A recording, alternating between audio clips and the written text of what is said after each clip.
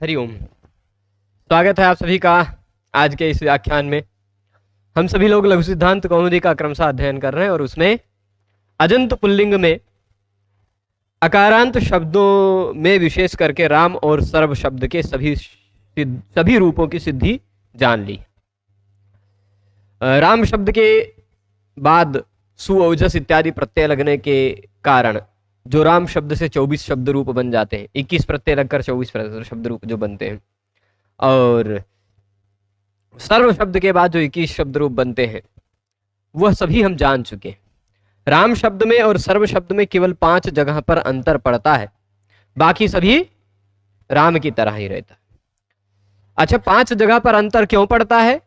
क्योंकि इससे पहले आपने एक सूत्र पढ़ा, सर्वादीनि सर्वनामानि। उसने कहा कि सर्व इत्यादि जो शब्द हैं वो सर्व इत्यादि शब्द सर्वनाम कहे जाते हैं। सर्व इत्यादि शब्द क्या कहे जाते हैं? तो सर्वनाम जो है वह सभी सामान्य शब्दों से अलग है, क्योंकि सर्वनाम जब होगा तो सर्वनाम होने के कारण ये एक नियम लग जाएगा, जशः शी, वो जस के स्थान पर शी कर देगा। तो सर्वजस, जैसे राम जस का रामाह बनाए थे, वैसे सर्वजस का सर्वशी हो जाएगा, और शी में से बचेगा ई, सर्वे। सर्व का अ और ई गुण होकर सर्वे बन जाएगा। फिर उसके बाद अगला सूत्र लग जाएगा सर्वनाम स्मयी। यह कहता है सर्वनाम के बाद आने वाला जो ज्ञेय प्रत्यय है, अकारांत सर्वनाम के बाद आने वाले ज्ञेय प्रत्यय के स्थान पर स्मयी हो जाता है, तो बन जाता है सर्वस्मयी, है ना। यह एक दूसरा अंतर। राम शब्द का बना था रामाय, यहां बन गया सर्वस्मयी, ये दूसरा अंतर। तीसरा और चौथा इसमें दिखाई पड़ता है ngसिंग्योः स्मात् स्मिनौ। बाकी सब जगह राम जैसा। ngसिंग्योः स्मात् स्मिनौ कहता है कि सर्व शब्द या अकारांत सर्वनाम शब्द के बाद, अकारांत सर्वनाम शब्द के बाद आने वाले ngसी और गी के स्थान पर स्मात् और स्मिन हो जाया करता है। ngसी के स्थान पर स्मात्, गी के स्थान पर स्मिन। तो ngसी के जगह पे स्मात् जब होगा, वैसे टांग सिंह असामिनात्स्याह से अत हो रहा था। तो जब राम के बाद अत हुआ था तो रामात बना था, पर सर्व के बाद ngसी के जगह पर स्मात हो जाएगा तो सर्वस्मात बन जाता है। और अगर गी प्रत्यय लगा रहेगा तो स्मिन हो जाएगा, तो सर्वगी सर्वस्मिन बन जाएगा। फिर अंतिम अंतर जो षष्ठी बहुवचन में बनता है वह आमी सर्वनामना सुट। ह्रस्व नद्यापो नुट आपने देखा था, जब आम प्रत्यय लगता है तब ह्रस्व नद्यापो नुट से नुट आगम हो जाया करता है, देखा था ना। ह्रस्व नद्यापो नुट से नुट आगम होकर शब्द बन जाता था क्या? रामाणाम, बालकानाम इत्यादि। पर आमी सर्वनामना सुट कहता है कि सर्वनाम से पहले ये क्या कहता है, अकारांत सर्वनाम के बाद, ठीक, अवर्णांत सर्वनाम के बाद आने वाले आम के को सुट आगम होता है। तो सुट आगम होता है, जब नुट आगम हो रहा था तो नाम प्रत्यय बन जाता था, सुट आगम हुआ तो साम प्रत्यय बन गया, सुट में से सब। अब यह साम प्रत्यय झलादी हो गया, बहुवचन हो गया। नुट प्रत्यय जब था तो नुट का पहला वर्ण न था, वो झल नहीं था, पर जब सुट आगम हुआ तो सुट का पहला वर्ण स, वो झल है, तो बहुवचन झल्लेत लग जाएगा, और सर्व में जो आ है उसके स्थान पर ए हो जाएगा, सर्वे साम, बहुवचन झल्लेत से। और सर्वे साम में ए के बाद स आ रहा है, इण कुभ्याम परस्य, इण और कवर्ग के बाद आने वाले स के स्थान पर मूर्धन्य श हो जाया करता है आदेश प्रत्यय सूत्र से, इसलिए बन जाएगा सर्वेशाम। इतने अंतर है, बाकी सभी शब्द रूप राम की तरह बनते हैं। हाँ, ये जो अंतर वाले हैं ना, ये 5 4 5, उसको हम अभी फिर से एक बार देखेंगे। एवं विश्वादयोप्यदंता, इसका वर्णन करते हुए हमने यहां तक देख लिया। देखिए, जो जो शब्द रूप अलग बनते हैं उन शब्द रूपों की लिस्ट इन्होंने दे दी। जो जो शब्द रूप अलग बनते हैं उन शब्द रूपों की लिस्ट इन्होंने दे दी। कहां कहां? ए तो शब्द होने के बाद सर्वेशाम बन जाएगा, सर्वस्मिन बन जाएगा, ये सप्तमी तक हो गया। फिर इसके बाद शेषम रामवत, शेष जो शब्द हैं 5, इन शब्द रूपों को छोड़कर बाकी शेष जो है वह राम की तरह रहेगा। तो रामः रामौ, सर्वः सर्वौ, वहां रामाह था, यहां सर्वे हो गया, खाली इतने। रामम सर्वम, रामौ सर्वौ, रामान सर्वान, रामेण सर्वेण, रामाभ्याम सर्वाभ्याम, रामैः सर्वैः। वहां बनता था रामाय, यहां बन जाएगा सर्वनामना स्मयी लगकर सर्वस्मयी, खाली इतने अंतर, रामाय सर्वस्मयी। रामाभ्याम सर्वाभ्याम रामेभ्यः सर्वेभ्यः। रामात सर्वात नहीं बनेगा, सर्वस्मात बनेगा, ngसिंह स्मात् स्मिनौ। ठीक, रामाभ्याम सर्वाभ्याम रामेभ्यः सर्वेभ्यः। रामस्य सर्वस्य, रामयोः सर्वयोः, रामाणाम यहां अलग बनेगा सर्वेशाम, आमी सर्वनाम न सुट नियम लग जाएगा। रामे, लेकिन यहां सर्वे नहीं बनेगा, सर्वस्मिन, क्योंकि ngसिंह स्मात् स्मिनौ। ठीक, रामयोः सर्वयोः, रामेषु सर्वेषु, पूरा का पूरा एक जैसा, खाली 4-5 जगह अंतर है। ठीक, शेषम रामवत तक पढ़ चुके थे ना। तो राम शब्द और सर्व शब्द के रूपों को हम अब तक समझ चुके हैं। अब आगे क्या कह रहे, एवं, एवं मतलब इसी तरह, राम शब्द और नहीं, एवं मतलब इसी तरह, इसी तरह मतलब किस तरह, सर्व शब्द की तरह, सर्व शब्द का वर्णन चल रहा था ना। तो एवं मतलब इसी तरह, किस तरह, सर्व शब्द की तरह, विश्व इत्यादि, विश्वादयो मतलब विश्व इत्यादि जो अदंत शब्द हैं, सर्वनाम शब्द हैं। भाई जो अन्य अदंत शब्द हैं वो राम की तरह चलेंगे, पर जो सर्वनाम अदंत हैं, अदंत मतलब अकारांत सर्वनाम है विश्व, और डतर डतम लगकर भी जो बनेगा, अन्य, अन्यतर, इतर इत्यादि जो शब्द हैं वो सभी शब्द कैसे होंगे, इसी तरह, सर्व शब्द की तरह ही, क्योंकि सर्वनाम रहेंगे, अकारांत रहेंगे। तो चलिए, सर्व के बाद सर्वादीनि सर्वनामानि में सर्व के बाद कौन सा लिस्ट में दिया था, सर्व, विश्व, उभ, उभय, डतर, डतम, ऐसे लिस्ट दिया था ना 35 शब्दों की। तो उसमें सर्व के बाद दूसरा नंबर किसका था, विश्व का। तो विश्व शब्द का रूप भी हम उतने ही जगह देख लेते हैं जितना जगह वह सर्व शब्द से, मतलब वह राम शब्द से अलग है। क्योंकि राम शब्द में भी राम शब्द का क्या क्या रूप जनता है, सु लगाने पर सु ओजस, सु का लगाने पर सु का स बचता है, स को रू होकर रू का र बचकर खरवसाने और विसर्जनिया से विसर्ग हो जाता है। वैसे ही विश्व का विश्व बन जाएगा। जैसे राम का रामा बनाया आपने, वैसे विश्व का विश्व बन जाएगा। जैसे राम का रामो बनाया, सर्व का सर्वो बनाया, वैसे विश्व का विश्व बन जाएगा। ठीक, जैसे राम का रामाह बनाया वैसा यहां नहीं बनेगा, क्योंकि यह सर्वनाम है और जशाशी लग जाए, जस प्रत्यय जब आप लगाएंगे तो जस के स्थान पर जशाशी लगकर शी बचे, शी आदेश हो जाएगा और उसका बचेगा ई, शी का। तो सर्व विश्व ई, आ और ई के स्थान पर गुण होकर बन जाएगा विश्वे। ठीक, गुण होकर बन जाएगा ना विश्वे। और फिर उसके बाद अम प्रत्यय लगेगा तो विश्वम, आउट लगेगा तो विश्वऊ, अम लगने पर अमी पूर्वा कर लीजिएगा, आउट लगने पर औ बचेगा। पहले प्रथम पूर्व सवर्ण करना चाहेगा पर नादिची उसको रोक लेगा और वृद्धि रेची से वृद्धि हो जाएगी। ठीक, ये समझे हुए हैं हम सब।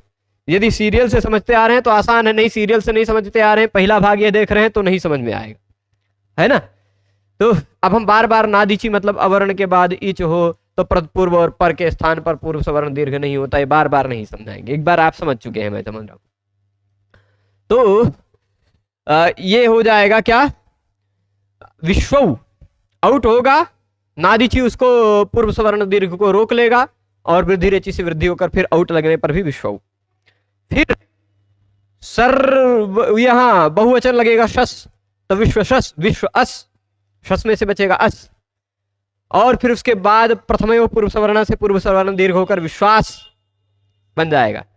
और विश्वास में जो स है उस स के स्थान पर सजसो रू से रू नहीं हो पाएगा, क्यों, न तस्मात ससो न पुंसी लग जाएगा। पूर्व सवर्ण दीर्घ के बाद पुल्लिंग शब्द में शस प्रत्यय का स दिखाई पड़ रहा हो तो उसको न हो जाता है, तो विश्वान बन गया। ठीक, फिर इसके बाद जैसे सर्व का सर्वेण, राम का रामेण, वैसे विश्व का विश्वेन, यहां न रहेगा, रा को न को न नहीं हो पाएगा। ठीक, क्यों, क्योंकि इस शब्द में रा और श नहीं दिखाई पड़ रहा है। ठीक है, तो विश्व होगा, टा आएगा, टा के स्थान पर टांग सिंह सामीनाथ से इन हो जाएगा, विश्व इन, आ और ई को गुण करके विश्वेन बना लेंगे। विश्वधन भ्याम, सुपीचा से दीर्घ करके विश्वाभ्याम। विश्वधन भिस, अतो भिस ऐस सूत्र पढ़ चुके हैं आप, उस भिस के स्थान पर ऐस कर देंगे तो विश्व भिस, विश्व ऐस जोड़ने पर बन जाएगा विश्वैस, वृद्धि रेची से वृद्धि होकर, और फिर स को रुत्व विसर्ग कर लेंगे, बन जाएगा विश्वई। ठीक है, फिर उसके बाद विश्व ज्ञे, ज्ञे के स्थान पर ज्ञेरिया सूत्र ने कहा यह कर दो, पर सर्वनाम स्मयी ने कहा कि सर्वनाम शब्द है यह, इसके बाद आने वाले गे के स्थान पर स्मयी हो जाता है तो बन जाता विश्वस्मयी।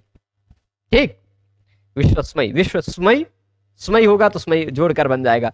फिर विश्वभ्याम, विश्वाभ्याम, विश्वभ्यस, बहुवचने झल्लेत लगाकर विश्वेभ्यस, सा को रुत्व विसर्ग कर लीजिएगा, विश्वेभ्यः।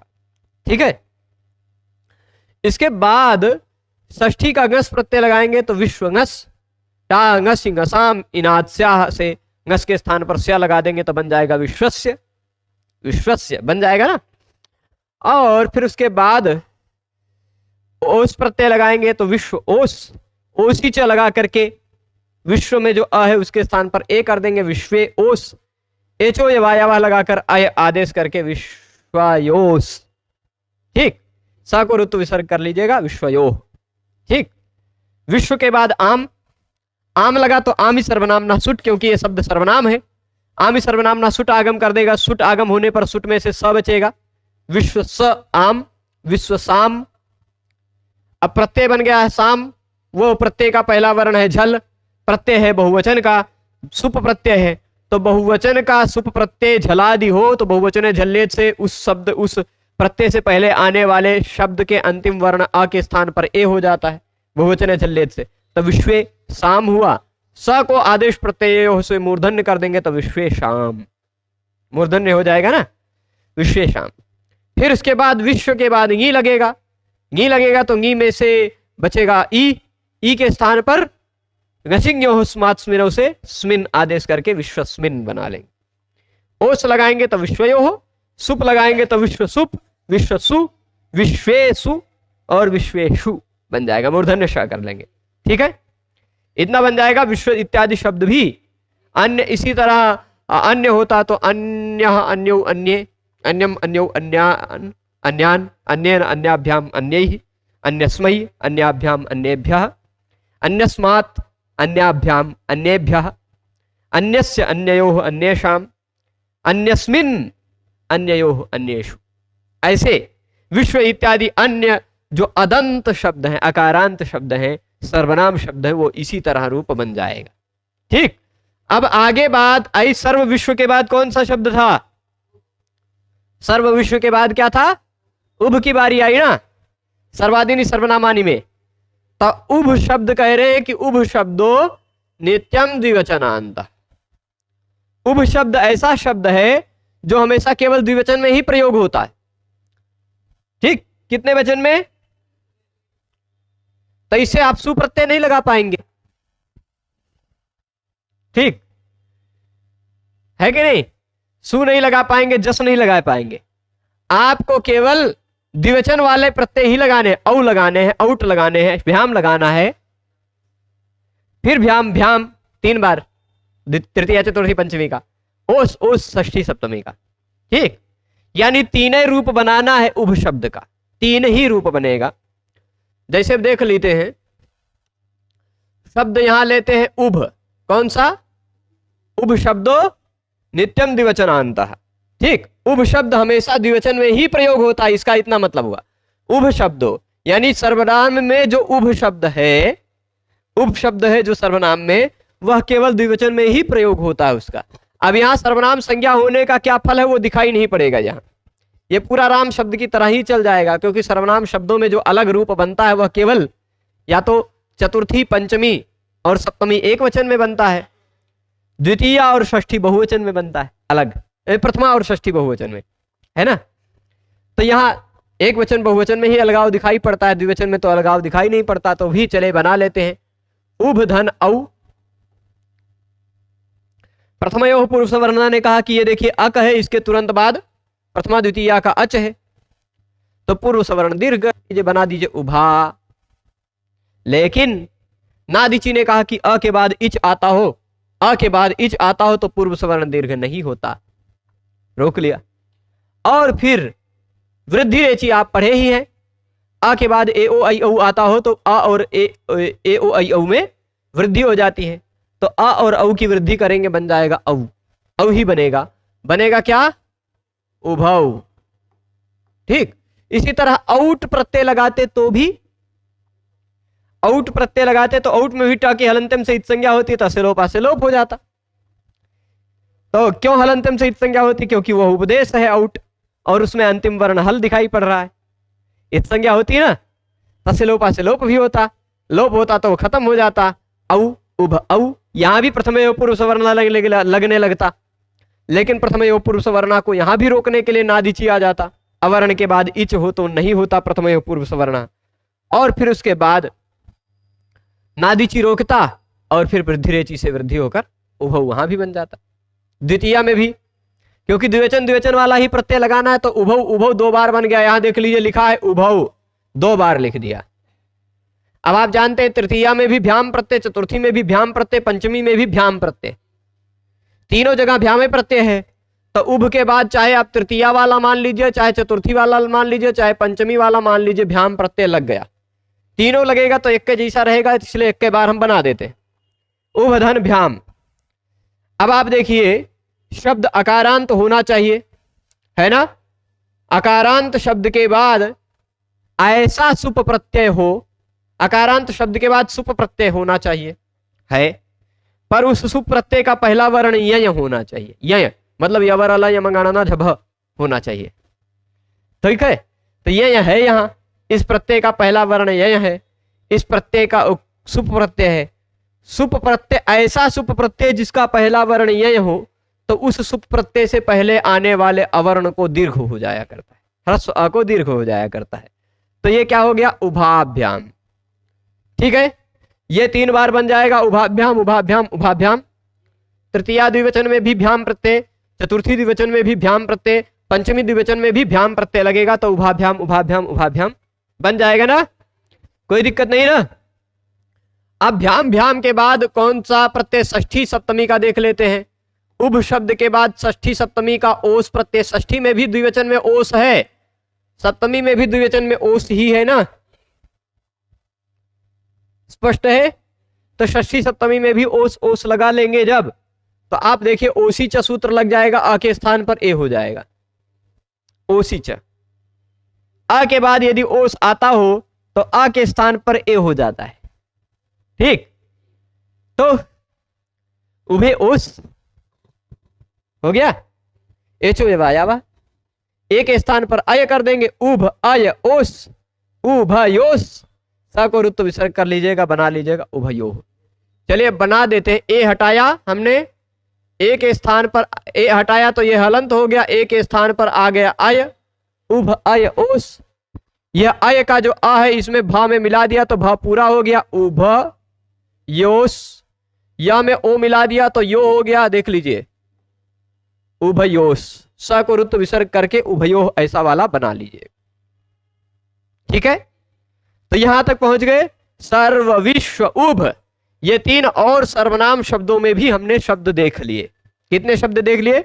सर्व शब्द का कैसा रूप चलता है वो जान लिया, सभी विभक्तियों के सभी रूप देख लिए। विश्व शब्द का कैसा रूप चलता है सर्व की तरह ही, वो भी जान लिया। अब आ जाइए उभ शब्द। उभ शब्द कैसा होता है? यह केवल द्विवचन में ही प्रयोग होता है, तो द्विवचन में खाली 3 प्रत्यय हैं। औ रहेगा या औट रहेगा, एक का जैसा है। भ्याम भ्याम भ्याम 3 जगह रहेगा, वो एक का जैसा है। ओस ओस 2 जगह रहेगा, वो एक का जैसा है, ठीक।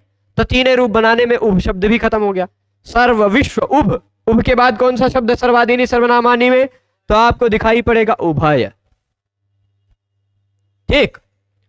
अच्छा, अब देखिए समस्या ये हो रही है कि उभ शब्द का तो रूप राम की तरह ही हो गया है कि नहीं? यह समस्या उठी कि नहीं कि उभ शब्द का तो रूप राम की तरह हो गया, सर्वनाम संज्ञा करने का तो कोनो फायदे नहीं मिला उभ शब्द को, है कि नहीं?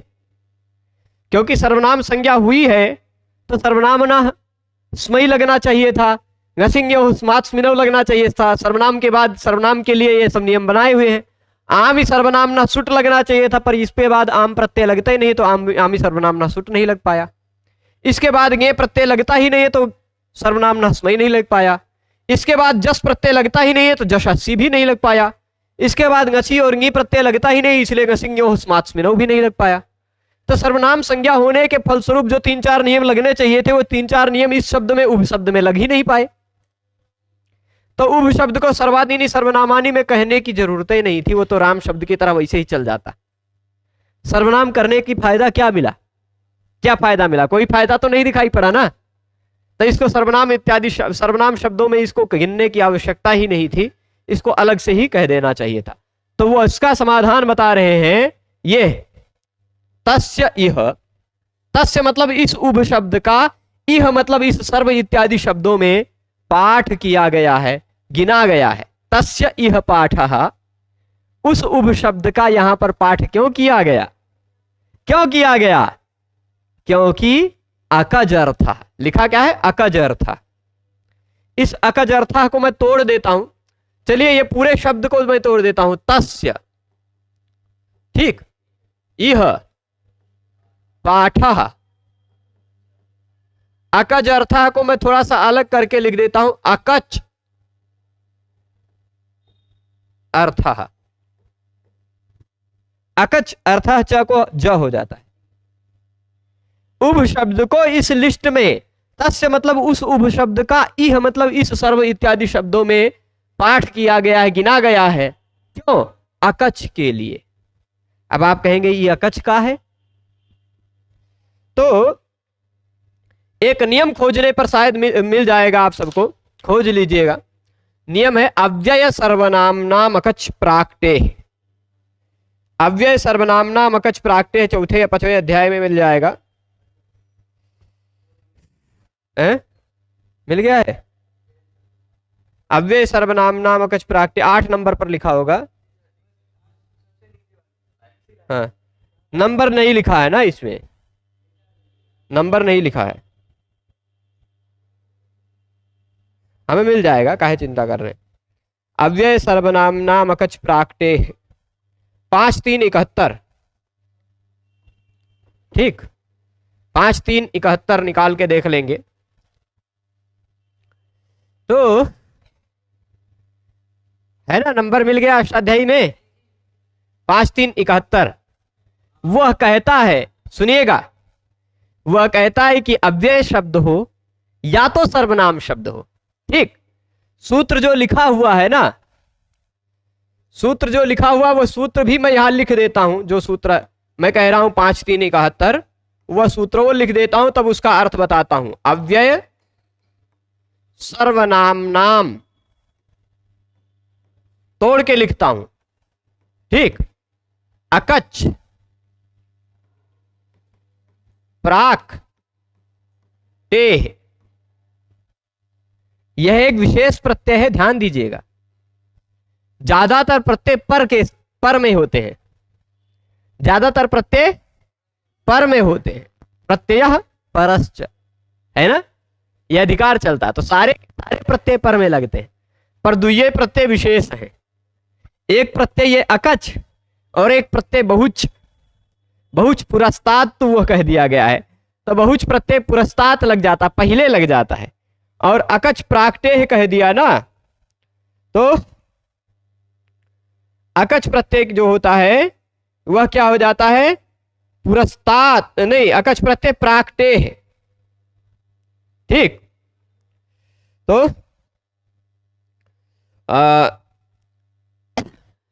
कहां लगेगा? टी भाग से पहले लगता है, पर किसको लगता है? या तो वह अव्यय के बाद लगता है या तो सर्वनाम के बाद लगता है।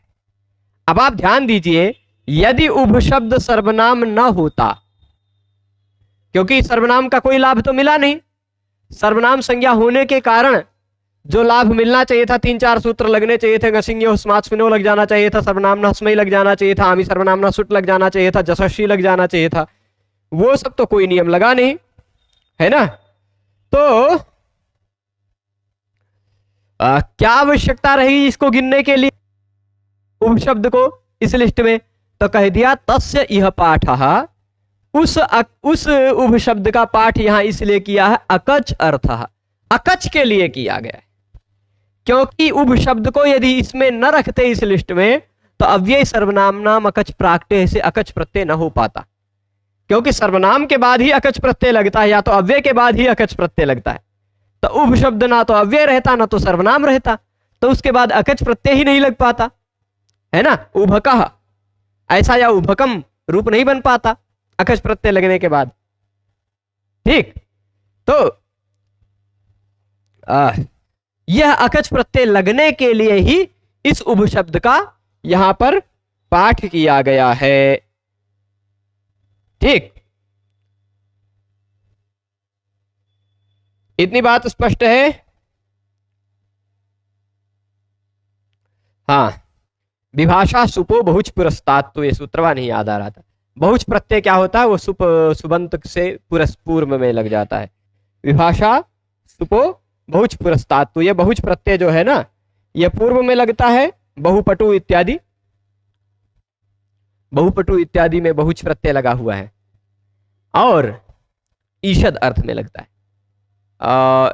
ईषद अर्थ में नहीं, अधिक अर्थ में लगता है, ईषद नहीं। तो बहुपटु इत्यादि, तो ये, और अकच प्रत्यय लगता है बीच में, टी भाग से पहले लग जाता है। ठीक, तो अब ये बात भी समझ गए होंगे, तस्य इह पाठः अकज अर्थः तक समझ गए ना, लाइन बाय लाइन समझते चल रहे हैं। अब उभ के बाद बारी किसकी आई, उभय शब्द की। कह रहे उभय शब्द जो है ना, ये थोड़ा सा स्पेशल शब्द है। उभय का मतलब दोनों होता है, उभय का मतलब दोनों, लेकिन ये ऐसा शब्द है, हो मतलब तो इसका होता है दोनों, लेकिन ये द्विवचन में प्रयोग ही नहीं होता इसका। ठीक, लिंग और वचन का थोड़ा विचित्र नियम है व्याकरण में, थोड़ा सा कहीं कहीं सामान्य नियम होता है, कहीं कहीं प्रयोग के आधार पर नियम देखते हैं। तो उभय शब्द का कहीं द्विवचन में प्रयोग दिखाई ही नहीं पड़ता कहीं भी। उभ शब्द का एक वचन और बहुवचन में प्रयोग नहीं दिखाई पड़ता, केवल द्विवचन में मिलता है। पर उभय शब्द ऐसा है जो एक वचन में और बहुवचन में ही प्रयोग होता है, द्विवचन में प्रयोग नहीं होता। ठीक है, तो ये क्या कहा, उभय शब्दस्य द्विवचनम नास्ति। ठीक है, उभय शब्द का क्या नहीं है, द्विवचन नहीं है। चलिए देख लेते हैं। उभयो मणि उभये देव मनुष्या इति भाष्यकृता द्विवचनस्यादर्शितत्वात् तेनैक वचन बहुवचनयोरेव तत्प्रयोगः। तो देखिएगा ये क्या हुआ, भाष्यकार ने, ये देखिए इन्होंने फुटनोट में बहुत अच्छी बात कही है। पहले 8 नंबर वाला अकच अर्थ, सर्वनाम संज्ञा निमित्तकम कार्यम एक वचन बहुवचन विभक्त्योर दृष्टम। सर्वनाम संज्ञा के निमित्त होने वाला जो कार्य दिखाई पड़ता है वह एक वचन और बहुवचन में ही दिखाई पड़ रहा है। आमी सर्वनामना सुट और जशासी, ये षष्ठी और प्रथमा बहुवचन में दिखाई पड़ा। ngसिंग्योस्मात्स्मिनो और सर्वनामना स्मयी, ये सब तृतीया, वो चतुर्थी, पंचमी और सप्तमी एक वचन में दिखाई पड़े।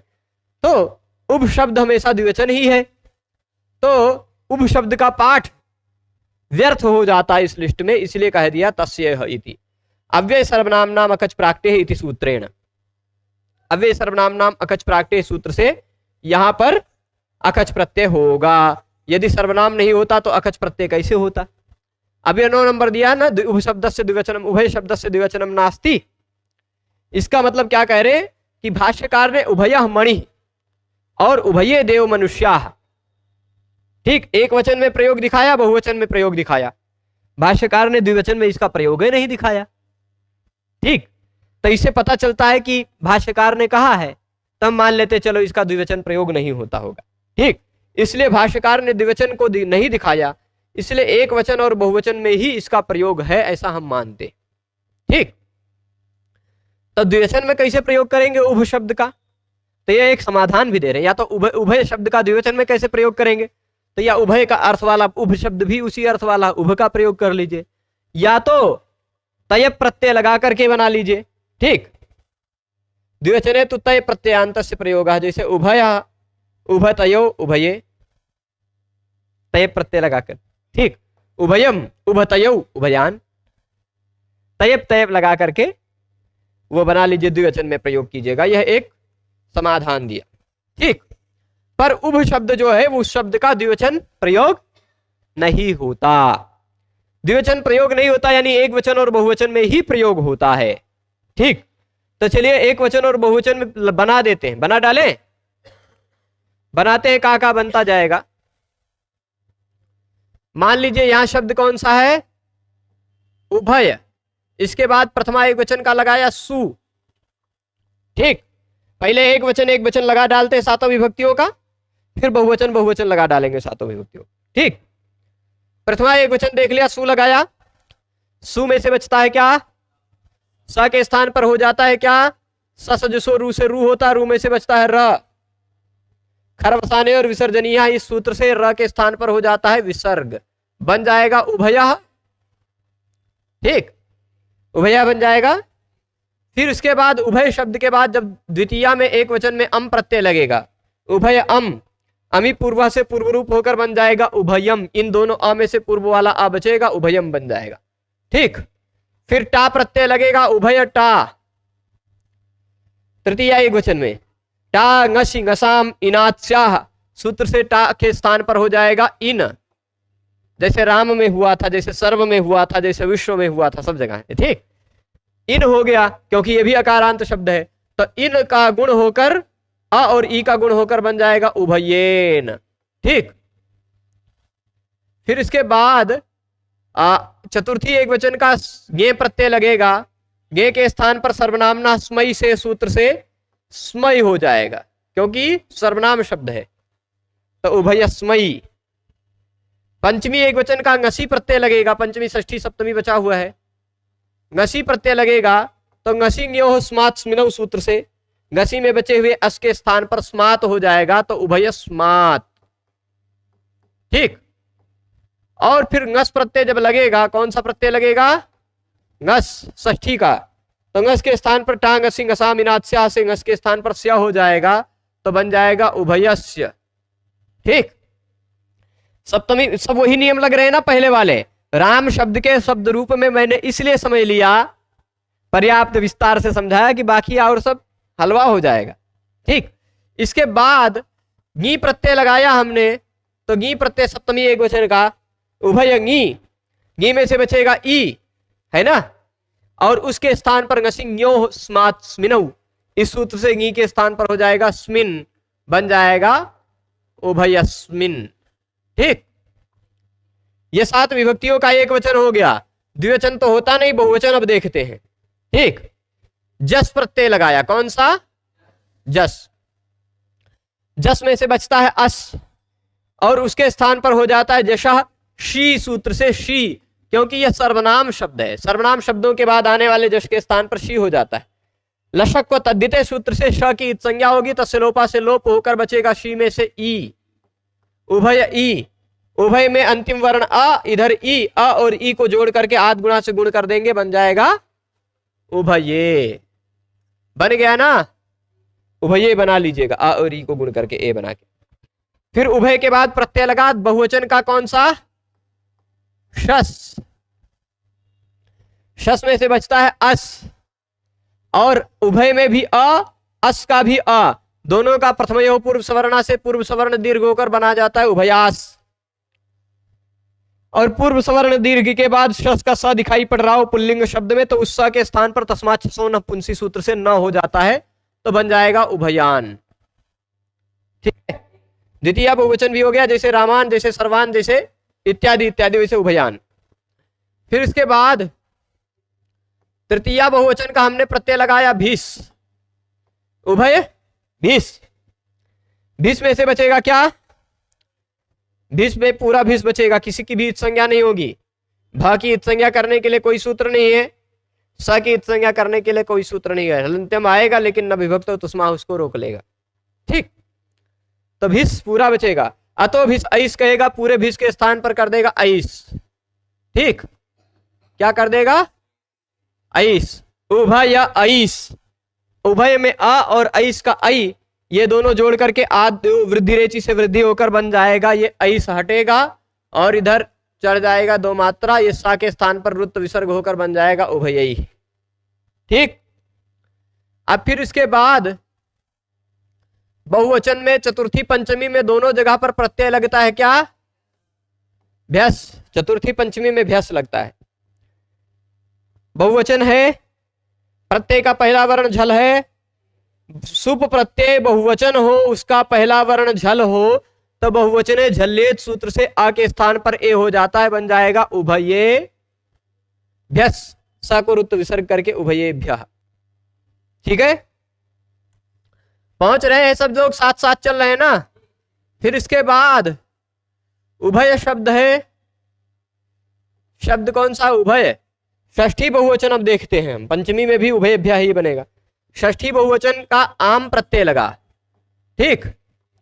आमी सर्वनामना सुट से सुट आगम होकर सुट का सा बचकर यह आम बन गया साम।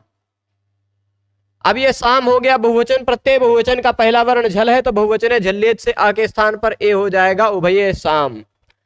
ए के बाद अगर दंत सा आता हो, इण अथवा कवर्ग के बाद दंत सा आता हो तो उसके स्थान पर मूर्धन्य श हो जाता है आदेश प्रत्यय से, तो उभये शाम। ठीक, उसी तरह सुप प्रत्यय लगेगा तो सुप में से बचेगा सु, बहुवचन है उसका पहला वर्ण झल है इसलिए बहुवचन झल्लेत से अ के स्थान पर ए हो जाएगा उभये सु, और इस स के स्थान पर मूर्धन्य श होकर के आदेश प्रत्यय से बन जाएगा उभयेषु। ठीक है, तो ये सातों विभक्तियों में बन गया ना। वही अब देख लीजिए, उभयः उभये, उभयः एक वचन, उभये बहुवचन, उभयम एक वचन, और फिर उसके बाद अगले पेज में उभयान दिखाई पड़ेगा बहुवचन, है ना, उभयम उभयान। तृतीया में उभयेन उभयैः, चतुर्थी में उभयस्मै उभयेभ्यः, बना लिया है। पंचमी में उभयस्मात् और उभयेभ्यः, षष्ठी में उभयस्य और उभयेषाम, सप्तमी में उभयस्मिन और उभयेषु। यहां तक पहुंच गए। फिर इसके बाद सर्व विश्व उभ उभय के बाद बारी कैसे आई? डतर डतम। तो डतर डतम को बता रहे कि डतर और डतम ये दोनों तो प्रत्यय हैं। ठीक, डतर और डतम कोई शब्द नहीं है, डतर और डतम प्रत्यय है। ठीक है, और प्रत्यय ग्रहणे तदंत ग्रहणम, प्रत्यय का जहां ग्रहण होता है वहां केवल प्रत्यय का ग्रहण नहीं होता अपितु प्रत्ययांत का भी ग्रहण होता है। प्रत्यय ग्रहणे तदंत ग्रहणम, प्रत्यय के ग्रहण होने पर प्रत्ययांत का भी ग्रहण हो जाता है। तो इसलिए यहां पर प्रत्ययांत का भी ग्रहण हो जाएगा ना। तो प्रत्ययांत का ग्रहण होगा तो डतर और डतम प्रत्यय लगकर बने हुए जो शब्द हैं वो सभी भी सर्वनाम हैं। मान लीजिए किम शब्द से किम शब्द से जब डतर प्रत्यय लगे हुआ जाएगा तो बन जाएगा कतर, इम का लोप हो जाएगा जब, क्योंकि डतर प्रत्यय ऐसा है जिसमें ड की इत संज्ञा होती है। कोई भी ऐसा प्रत्यय जिसमें ड की इत संज्ञा होती हो उसके लगने पर उससे पूर्व में आने वाला टी भाग गायब हो जाता है। ठीक, टी गायब हो जाता है। किम में टी भाग क्या था? शब्द है किम, किम में टी क्या है? इम, इम टी है ना, पूरा इम गायब हो जाएगा, किम में बचेगा क, और डतर का बचा हुआ अतर उसी में जुड़ जाएगा, बन जाएगा कतर। इसी तरह किम में जब डतम प्रत्यय लगेगा तो किम में से बचेगा क और अतम बचेगा डतम का, कतम। तो कतर और कतम ये डतर और डतम प्रत्यय लगकर बने हुए शब्द हैं, ये तात्पर्य। ठीक, डतर और डतम प्रत्यय लगकर बने हुए शब्द क्या है? कतर और कतम। क्या डतर प्रत्यय नहीं समझे? चलेगा। देखिए यहां क्या कहा, डतर सर्वादीनि सर्वनामानि सूत्र की वृत्ति समझे हैं कि सर्व इत्यादि शब्दों को सर्वनाम कहा जाता है ना। तो उस सर्व इत्यादि शब्दों की लिस्ट, कितने शब्दों की लिस्ट दी? कितने शब्द हैं? 35। उन 35 शब्दों में सर्व शब्द हम देख लिए, विश्व शब्द हम देख लिए, उभय शब्द देख लिए, सर्व उभय शब्द देख लिए, सर्व विश्व उभ उभय। 4 के बाद 5वां था डतर, 6वां था डतम। तो डतर और डतम शब्द देखेंगे ऐसा हम कहने चाह रहे थे, पर डतर और डतम तो शब्द है ये नहीं है, डतर और डतम तो प्रत्यय है। तो जहां भी प्रत्यय का ग्रहण हो, प्रत्यय की कोई संज्ञा हो, तो प्रत्यय की वह संज्ञा नहीं होती, प्रत्ययांत की संज्ञा होती है। जैसे कृत तद्धित समासाश्च में कृत की संज्ञा कर दी प्रातिपदिक, तो कृत की प्रातिपदिक संज्ञा नहीं होती, कृदंत की प्रातिपदिक संज्ञा होती। तद्धित की प्रातिपदिक संज्ञा नहीं होती, तद्धित प्रत्ययांत की प्रातिपदिक संज्ञा होती है। वैसे डतर और डतम की सर्वनाम संज्ञा नहीं होगी, डतर और डतम प्रत्यय लगकर बने हुए शब्द की सर्वनाम संज्ञा होगी। ठीक, तो एक मान लीजिए किम शब्द है, ठीक, किम शब्द से प्रत्यय लगा डतर, डतर में से चुट्टू से ड की संज्ञा हो जाती है, बचता है अतर, ठीक, अतर।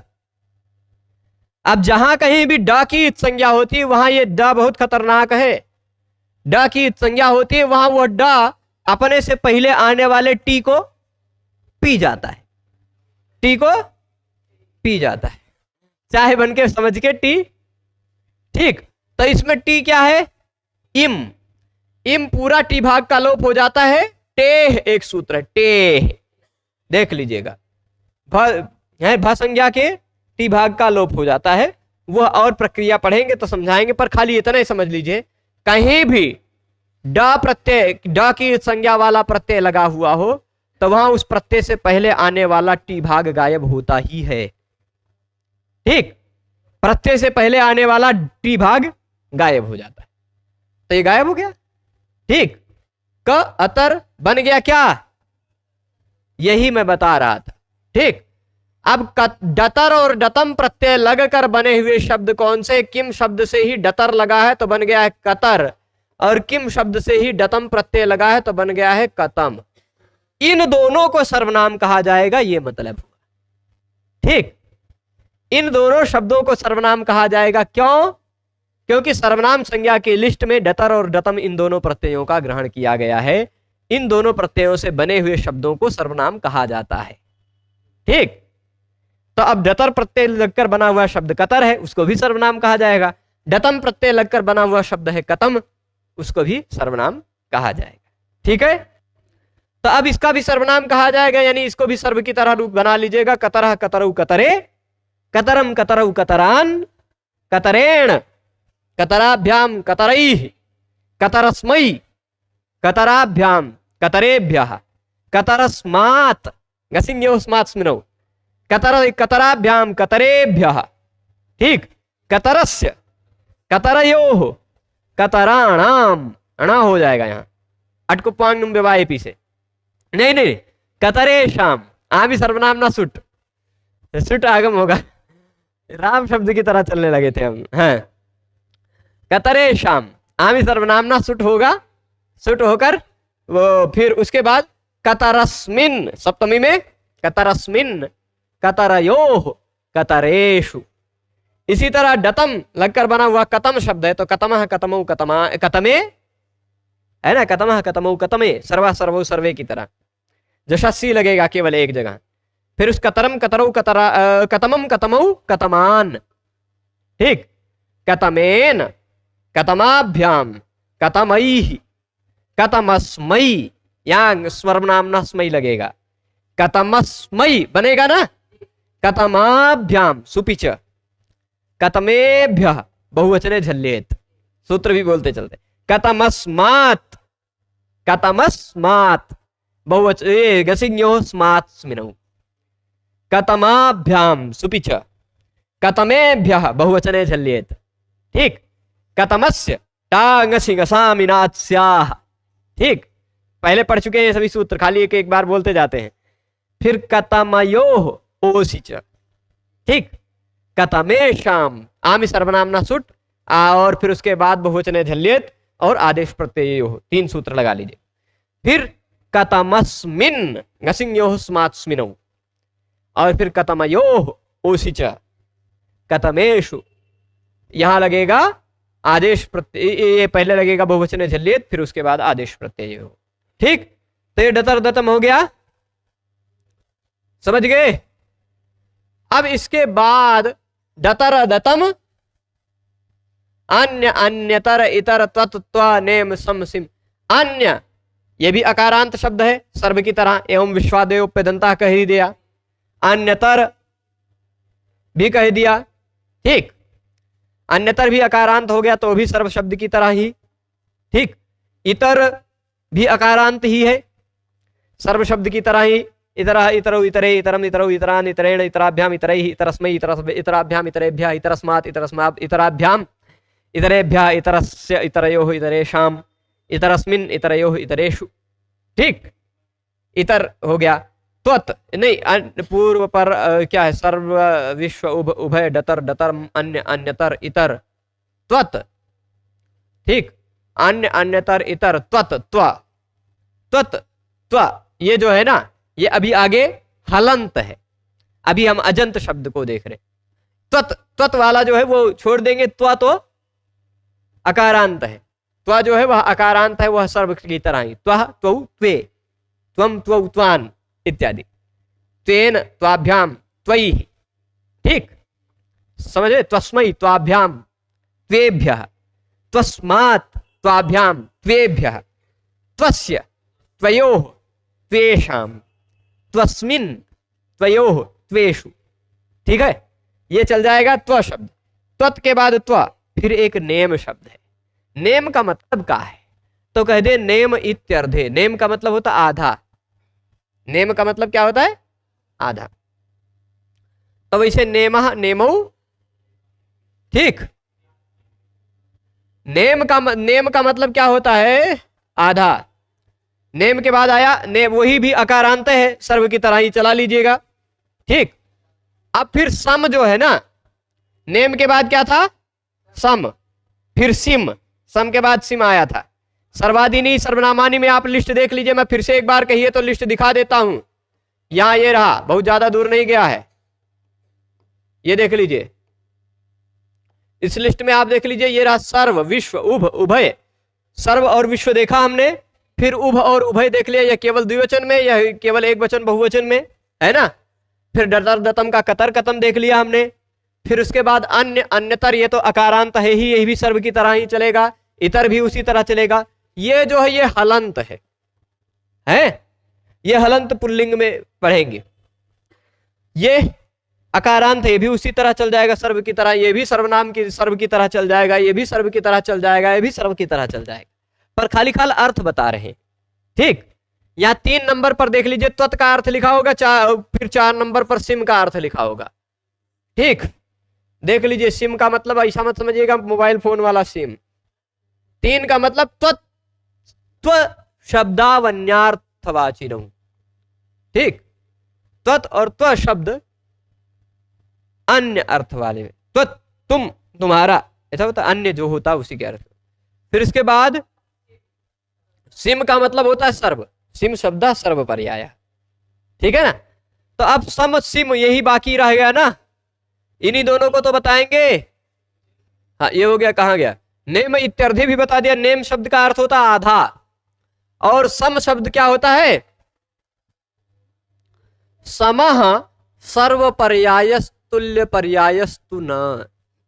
सम शब्द जो है ना, सम शब्द यहां जो इस लिस्ट में दिया गया सर्वादीनी सर्वनामानी में, कैसा है सब लिस्ट देख लीजिए, सर्व विश्व उभ उभय डतर डतम अन्य अन्यतर इतर त्वत त्वा नेम सम सिम, उसमें सम भी दिया है, सम दिया है ना। सम का मतलब क्या होता है, सम का मतलब समतल भी होता है, सम का मतलब सब भी होता है ना। सम सम मतलब समय, समय शाम, है ना।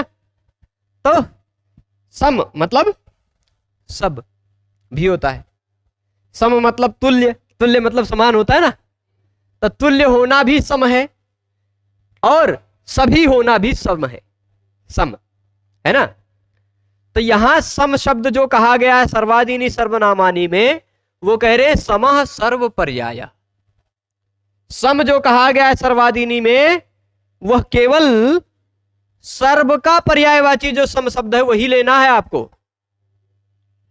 तुल्य पर्यायस्तु न, तुल्य अर्थ वाला का, तुल्य का पर्यायवाची जो सम शब्द है उसको नहीं लेना है, ठीक। तुल्य का पर्यायवाची जो सम शब्द है, देखिए सम का मतलब क्या होता है, 2 अर्थ ही लीजिए यहां। सम का मतलब होता है सर्व, और सम का मतलब क्या होता है, तुल्य, ठीक, समान, ठीक। सर्वनाम संज्ञा इसकी होगी, इसकी नहीं होगी, क्यों, कहे लिस्टियम तो सम दिया गया है, तो चाहे जैसे सम को सर्वनाम कर दीजिए, एक शब्द को सर्वनाम कर रहे हैं, एक शब्द को सर्वनाम नहीं कर रहे हैं, वही शब्दवा है, अर्थ बदल जाने से वो सर्वनाम हो जा रहा है, अर्थ बदल जाने से सर्वनाम नहीं हो पा रहा है। तो ऐसा क्यों? वही व्याख्या कर रहे हैं, देख लीजिए। सम शब्द जो है वह सर्व का पर्यायवाची है, तभी उसकी सर्वनाम संज्ञा होगी। समः सर्व पर्यायः, ये इतना स्पष्ट निर्देश कर रहे हैं। तुल्य पर्यायस्तु न, तुल्य का पर्यायवाची सम जो शब्द है वो नहीं, उसकी सर्वनाम संज्ञा नहीं होगी। क्यों? कैसे पता चला? अपने मर्जी से नहीं, पाणिनि जी ने, भगवान ने यथा संख्यम अनुदेश समानाम एक ऐसा सूत्र बनाया है ना। तो समानाम मतलब समान संख्या वाले, तुल्य। अगर स्थानीय और आदेश दोनों तुल्य हो, स्थानीय भी 4 आदेश भी 4, तुल्य हो गए ना। स्थानीय भी 2 आदेश भी 2, तो वह यथासंख्य होता है, सीरियल वाइज होता है, ऐसा कहा है उन्होंने। तो यहां जो समानाम कहा है वो समानाम तुल्य पर्यायवाची शब्द का प्रयोग किया है। यहां समानाम मतलब सर्वेशाम नहीं कहा है, समानाम का मतलब सबका, ऐसा नहीं लेना है ना। समानाम मतलब समान संख्या वाला, सम संबंधी विधि यथासंख्यम से आता, ऐसा कहा। तो समान संबंधी विधि वाला, तुल्य संबंधी विधि वाला जो है वह यथासंख्य होता है, संख्या का अतिक्रमण किए बिना होता है, ऐसा कहा है उन्होंने। और वह कहते हुए उन्होंने समानाम शब्द का प्रयोग किया है। अब बताइए, अगर सर्वनाम संज्ञा होती तो समानाम कैसे बनता? षष्ठी बहुवचन में समय शाम रूप बन जाता। आमी सर्वनाम ना सुट होता ना। आम प्रत्यय लगने पर सर्वनाम शब्द को सुट आगम होता है। जैसे सब का सर्व का सर्वेशाम, उभय का उभयेशाम बनाते हैं आप, विश्व का विश्वेशाम बनाया, अन्य का अन्येशाम, इतर का इतरेशाम, है ना। वैसे ही सम का समेशाम, है ना। यहां समानाम कैसे पाणिनि जी ने प्रयोग किया? पाणिनि जी ने, भगवान ने सूत्र में स्वयं समानाम कहा है। इससे यह पता चलता है कि यह समान अर्थ वाला जो सम शब्द है, तुल्य अर्थ वाला जो सम शब्द है, उसकी सर्वनाम संज्ञा नहीं होती। और समेशाम जो हम बनाते हैं उसका मतलब होता है सर्वेशाम, है ना। समेशाम छात्राणाम अत्र भवताम स्वागतम अस्ति, है ना। तो समेशाम कहते मतलब सबका। तो वह समेशाम जो है वह सबका पर्यायवाची है, सर्व पर्याय। यही कहा, समः सर्व पर्याय। सम जो है उस लिस्ट में वह सबका पर्यायवाची जो है, सर्व शब्द का पर्यायवाची है, उसी की सर्वनाम संज्ञा होगी। उसी में समस्मयी, समस्मात्, समस्मिन्, ये समेशाम, समय, ये सब रूप उसी में बनेगा।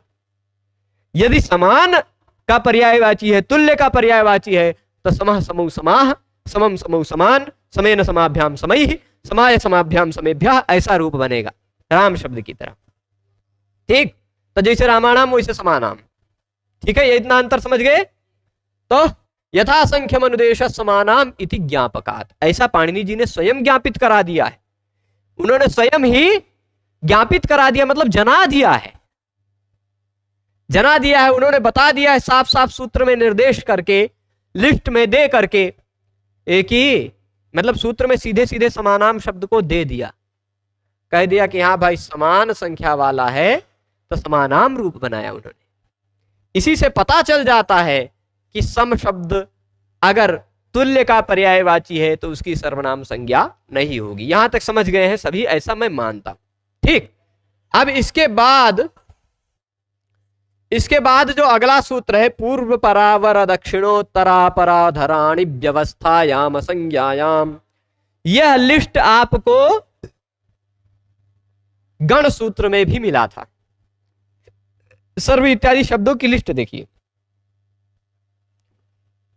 सर्वादीनि सर्वनामानि, आप सूत्र निकाल कर देखेंगे तो उस सर्वादीनि सर्वनामानि सूत्र में लघु सिद्धांत कौमुदी में वृत्ति में आपको यह भी सूत्र भी दिखाई पड़ जाएगा, सेम टू सेम लिखा हुआ है ना। आप देख लीजिए, पूर्व सम सिम के बाद पूर्व परावर दक्षिणोत्तरा पराधराणि व्यवस्थायाम संज्ञायाम ही लिखा होगा, और फिर वही का वही सूत्र भी शुरू हो रहा है। अब वह सर्व इत्यादि की लिस्ट में जो सूत्र दिया गया था उसका अर्थ अलग है, यह जो सूत्र दिया गया इसका अर्थ अलग है। आप कहेंगे ये कैसे? तो वो मैं समझाता। देखिए, सर्वादीनि सर्वनामानि में मैं फिर से चलता हूं यहां तक, देख लीजिए। सम सिम तक पहुंच गए। सिम मतलब सर्व का पर्यायवाची होता है, उसका भी सर्व की तरह रूप चल जाएगा। अब देख लीजिए, वही जो सूत्र अभी मोटे अक्षर में दिखाई पड़ रहा था वही आया है ना, गण सूत्र। इसमें मैंने गिनाया था कि पूर्व, पर, अवर, दक्षिण, उत्तर, अपर, अधर, ये 7 शब्द हैं। पूर्व परावर दक्षिणोत्तरा पराधराणि, ठीक, ये इतने 7 शब्द असंज्ञायाम व्यवस्थायाम, संज्ञा से भिन्न व्यवस्था में हूं।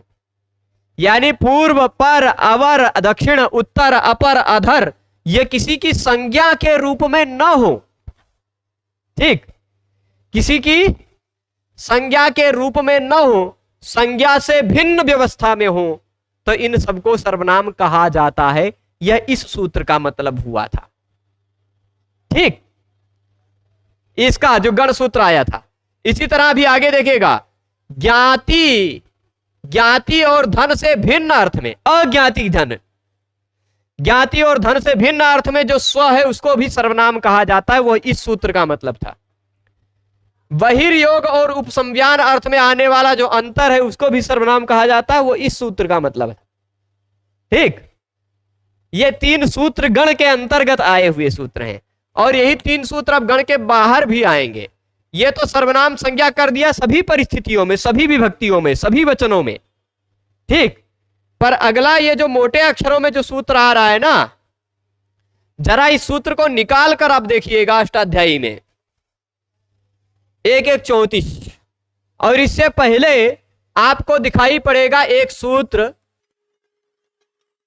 दिखा कितने नंबर पर दिख रहा है, इसी के 2 सूत्र पहले है ना, 1-1-32 पर है ना। तो ये जो सूत्र लग रहा है, ये सूत्र केवल जस प्रत्यय के विषय में लगेगा, ठीक। गण के अंदर जो यही सेम टू सेम सूत्र आपने देखा, वह सर्व इत्यादि की सर्वनाम संज्ञा करता है। तो सर्व इत्यादि में यह सब शब्द भी थे, है ना। तो इन सभी शब्दों की सर्वनाम संज्ञा ऑलरेडी हो चुकी है उस सर्वादीनी सर्वनामानी सूत्र से ही। यह अलग सूत्र बनाने की क्या आवश्यकता पड़ी पाणिनि भगवान को, जब उन्होंने सर्वादीनी सर्वनामानी कह डाला, सर्व इत्यादि शब्दों को सर्वनाम कहा जाता है। उस सर्व इत्यादि शब्दों में ये 7 शब्द पहले ही ऑलरेडी आ चुके हैं, तो फिर से उनको सर्वनाम कहने की क्या आवश्यकता पड़ गई, ये प्रश्न उठता है ना। तो ये मतलब इसका समाधान ये है कि आप ये प्रसंग देख लीजिए, ये किसी दूसरे प्रसंग पर कहा गया है। किस प्रसंग पर कहा गया है? जस प्रत्यय परे होने पर उस प्रसंग पर कहा गया। यानी जस प्रत्यय अगर लगा हुआ, अब ध्यान दीजिएगा, यहां सर्वादीनी सर्वनामानी से सर्वनामानी की भी अनुवृत्ति आएगी, ठीक, आएगी ना। तो ये देख लीजिए, ये कहता है, ध्यान दीजिएगा, पूरा शब्द, जिस शब्द को मैं टिक कर रहा हूं उसका अर्थ बोलता रहूंगा, इसलिए यहां पर ध्यान दीजिएगा।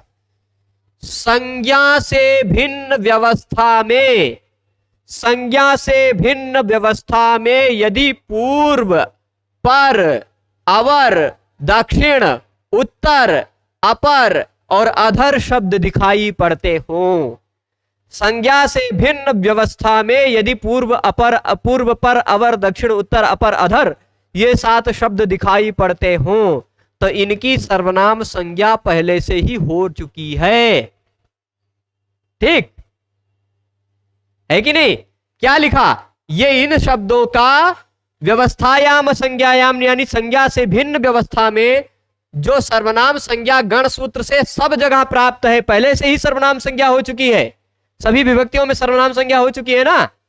वही संज्ञा यदि जस प्रत्यय पर में हो तो विभाषा हो जाती, जस प्रत्यय पर में हो तो वही सर्वनाम संज्ञा विकल्प से हो जाएगी, ठीक, समझिएगा।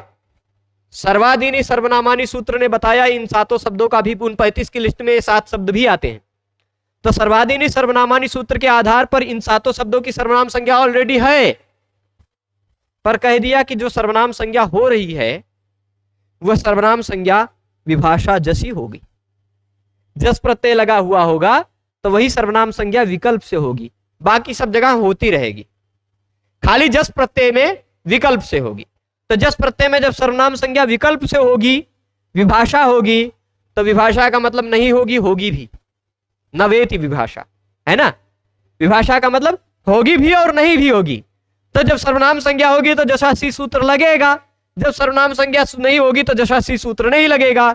जस का बचेगा अस, अस का हो जाएगा प्रथमयो पूर्व सवर्णा से पूर्व सवर्ण दीर्घ, और स के स्थान पर सजसो रू से रू होकर विसर्ग हो जाएगा। ठीक, जब सर्वनाम संज्ञा होगी तो सर्वे की तरह रूप बनेगा, पूर्वे, परे, अवरे, दक्षिणे, उत्तरे, अपरे, अधरे, ऐसा सर्वे की तरह रूप बनेगा। जब सर्वनाम संज्ञा होगी तो जशासी लगेगा। पर जब सर्वनाम संज्ञा नहीं होगी, क्योंकि जस प्रत्यय लगे रहने पे ही है नियम लगता है, जब सर्वनाम संज्ञा नहीं होगी तब पूर्वाह रामाह की तरह, पूर्वाह, पराह, अवराह, दक्षिणाह, उत्तराह, अपराह, अधराह, ऐसा रूप बनेगा। ठीक है, यही इतना इस सूत्र का मतलब है कि इन सभी शब्दों की, ये जो 7 शब्द है, इन शब्दों की जो संज्ञा से भिन्न व्यवस्था में जो सर्वनाम संज्ञा पूर्व में गण सूत्र से ही पहले ही प्राप्त है, वह संज्ञा यदि जस प्रत्यय लगा हुआ हो तो विकल्प से होती है। ठीक, सा जसी वा स्यात्, वही संज्ञा यदि जस प्रत्यय लगा हुआ हो तो वही संज्ञा विकल्प से होगी। इसीलिए पूर्वे, पूर्वाह दोनों रूप बनेगा। जस प्रत्यय लगने पर देख लीजिए, पूर्व जस, सर्वादीनी सर्वनामानी ने कहा कि यह सर्वनाम है, लेकिन पूर्व परावर दक्षिणोत्तरापराधराणी व्यवस्थायाम संज्ञायाम ने कहा कि जस प्रत्यय लगा हो तो विकल्प से सर्वनाम है। तो जब सर्वनाम होगा तो सर्वनाम होने के बाद जशा सी लग जाएगा, सी में से बचेगा ई बचेगा ना, पूर्व ई जोड़कर बना लीजिएगा ये वाला पूर्वे। पर जब सर्वनाम संज्ञा नहीं होगी, आद गुणा से गुण होकर वो बन जाएगा ना, जब सर्वनाम संज्ञा नहीं होगी तो जस का जस बचेगा, जस में से अस आएगा, है ना, छुट्टू से ज की संज्ञा होकर अस बचेगा। पूर्व और अस, ये पूर्व में ये है अ, ये है अस का आ, प्रथमयो पूर्व सवर्णा से दोनों का पूर्व सवर्ण दीर्घ होकर बन जाएगा पूर्वास। सा को रुत्व विसर्ग कर लीजिएगा, पूर्वाह, इस तरह वाला भी बन जाएगा। इसी तरह परे पराह, अवरे अवराह, दक्षिणे दक्षिणाह, उत्तरे उत्तराह, अपरे अपराह, अधरे अधराह, सब बनेगा। ठीक, असंज्ञायाम किम, अच्छा आप ध्यान दीजिएगा कि ये जस प्रत्यय परे होने पर विकल्प से जो सर्वनाम संज्ञा होती है वह संज्ञा से भिन्न व्यवस्था में ही होगी, असंज्ञा में ही होगी।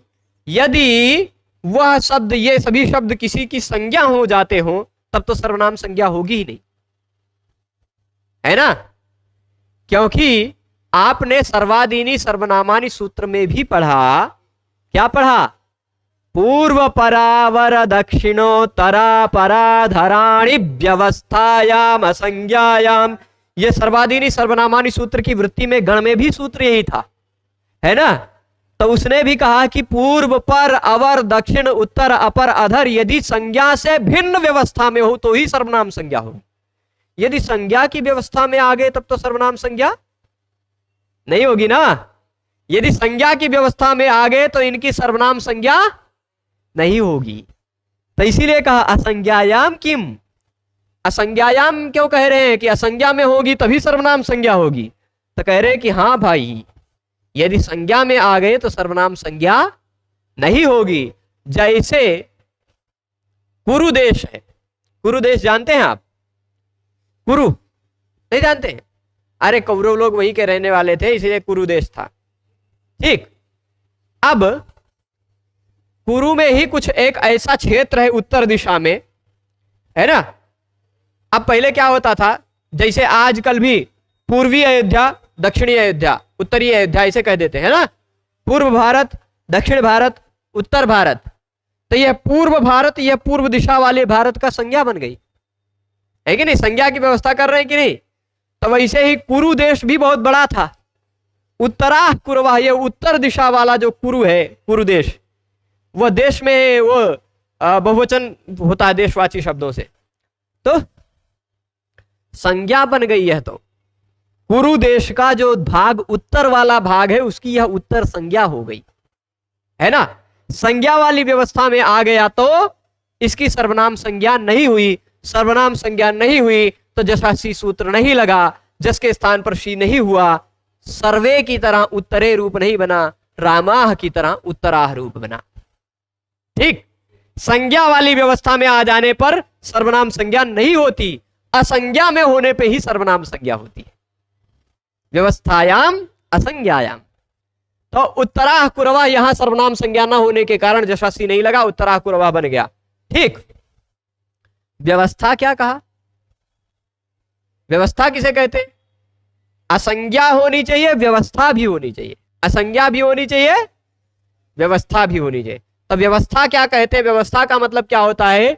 साभिधेयापेक्षा अवधि नियमो व्यवस्था, साभिधेयापेक्षा क्या कहते हैं? अवधि नियमो व्यवस्था। ये थोड़ा सा इसमें लगेगा समय समझाने में। ठीक, और दक्षिणा गाथका ये जो उदाहरण है ये भी समझाएंगे। अपने जो उस शब्द का जो अभिधेय अर्थ होता है, जो वाच्य अर्थ होता है, उसकी अपेक्षा कुछ अन्य अर्थ कहना, कुछ ऐसा होने पर ही व्यवस्था होती है। इसको कल समझाएंगे और ये कुशला गाथका हो जाएगा, फिर समज्ञाति धनाख्याम इत्यादि को कल पढ़ेंगे। आज यही रोकते हैं। देख रहे हैं कुछ लोगों के चेहरे पर थोड़ा सा लग रहा है कि आज ज्यादा हो रहा है ना। चलेगा, कुछ पूछ लीजिए, प्रश्न है क्या? रिवीजन मतलब किसका रिवीजन?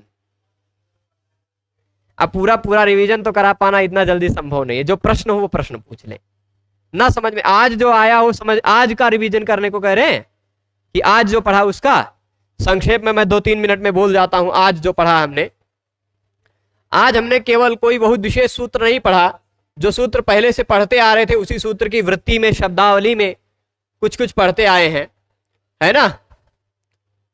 आज हमने कहां तक पढ़ा? ये यहां से शुरू किया, आम ही सर्वनामना सुट में चल रहा था कि इसी तरह सर्व शब्द की तरह विश्व इत्यादि जो शब्द हैं वो भी सर्व शब्द की तरह चलेंगे।